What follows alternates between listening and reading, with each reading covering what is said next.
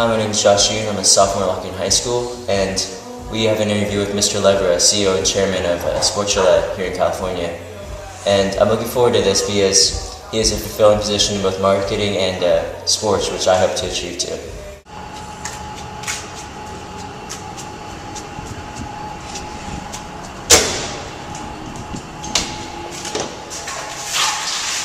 Oh, didn't see you there.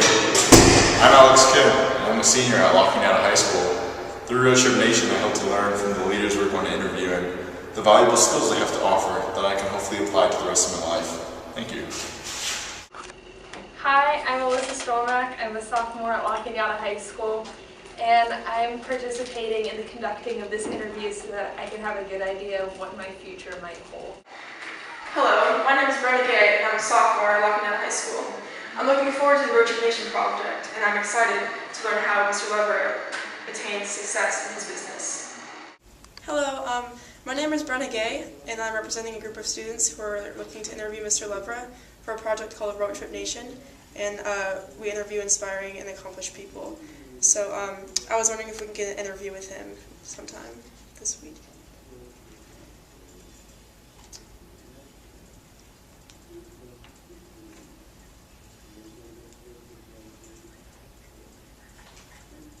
Okay, because just at any time he's free, so I just leave a voicemail for him. The sun goes down, the stars come out, and all that counts is here and now. My universe will never be the same. I'm glad you came. Brenna, nice to meet you. Craig Level, welcome to Sports Chalet. Josh, how are you, man? Nice to meet you, buddy. You got the camera, okay. Come on in. All right. All right. Here we are. So, where were you when you were our age? Like, what were you thinking about in life? That's a great question. When I was your age, when I was a sophomore in high school, I was really focused on two things. I was focused on trying to earn all A's in school because I knew how important school was.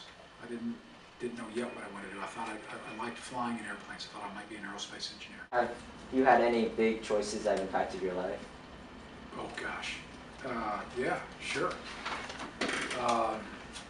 Where to go to college, University of Kansas, getting married to my wonderful wife, Robin, having children, Samantha and Chase. When I got out of college, I got my MBA at the University of Kansas. When I got out of college, while I was going to school, I had a chance to come to Los Angeles and go to work while I was in graduate school with a job I really wanted, with people I knew. So that's from Lawrence, Kansas to Los Angeles. So you all haven't been to Lawrence, Kansas. That would be like Lompoc, right? That you just beat. Going to Honolulu, right? It's kind of a big change. So I really wanted to do it, but I had to say no because I wanted to get my MBA degree. And I knew if I left before school was up, came to Los Angeles to go to work for this opportunity, I would have a hard time going back and getting my degree. So I did the least pleasant, hardest thing. I stayed in school. And it was hard. And turned down a dream job. You know what happened exactly 1 year later? The job opened up again, and I got asked by the same person, and I took it. But I had my degree. So it was right to take the hard path versus the one I really wanted to do. And it worked out great. Thank you. What kind of sacrifices have you made to be where you are right now? Well, I think probably number one, don't let anybody kid you. To have the opportunity to do what any of us get to do in this kind of role, a sense of luck comes in. You know, everybody's going to tell you the same thing. You work your tail off. You try to outwork the other people. We're in a very competitive environment. Retail is extremely competitive. You know, the one thing that I can talk about and we counsel our young sports experts all the time is as you go through life, things are going to happen to you, and not all of them good. Bad things will happen. I worked for 3 different companies that ultimately went out of business, and gave my heart and soul to try to make them work, and they didn't ultimately work for a lot of different reasons. So that can get taken from you. I've had a car stolen when I lived in Florida. I had a bicycle stolen here in California. Things bad can happen to you.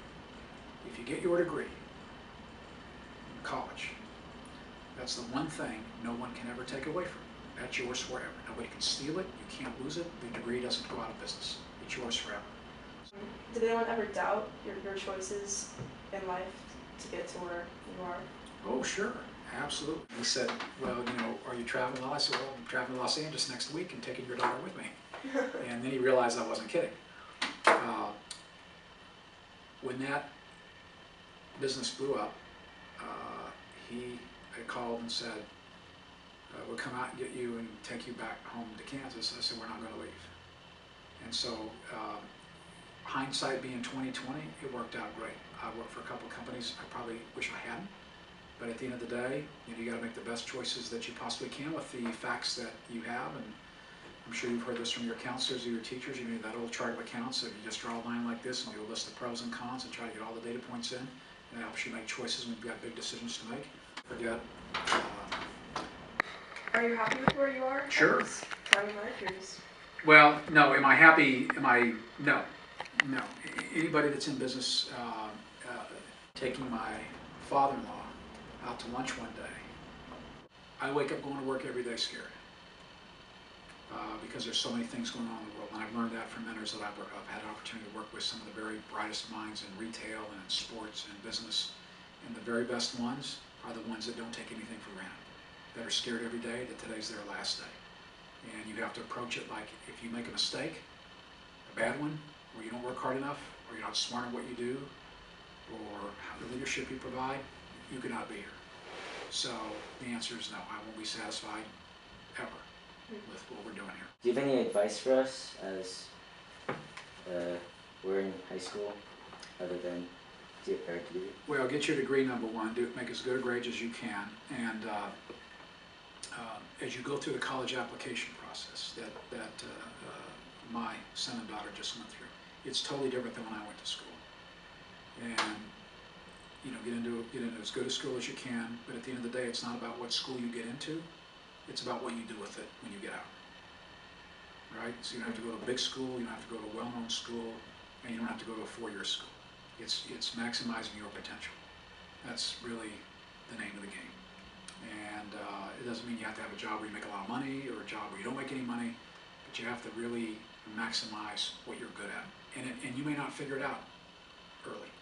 I hear a lot of advice, follow your dreams. I think there's truth to that. You might not know what you think you might want to do today, or when you start college, or when you write those application letters.